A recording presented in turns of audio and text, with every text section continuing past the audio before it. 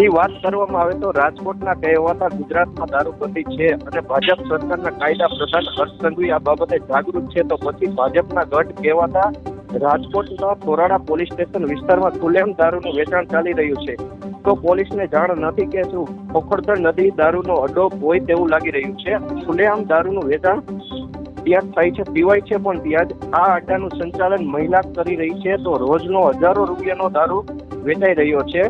આ દારૂ પીવાથી ગરીબ માણસોના ઘરના માળા વિછાઈ રહ્યા છે, તો પછી થોરાડા પોલીસ સ્ટેશન વિસ્તારમાં અનેક જગ્યાએ આવા દેશી દારૂના અડાડા ચાલી રહ્યા છે તેવી જોતા લાગી રહ્યું છે। થોરાડા પોલીસ દેશી દારૂના આડા બંધ કરાવશે, કોની મીઠી નજર હેઠળ ચાલુ છે તે જોવાનું રહ્યું કે પછી આમનામ ચાલવા દેશે, તો લોકોનો સવાલ છે।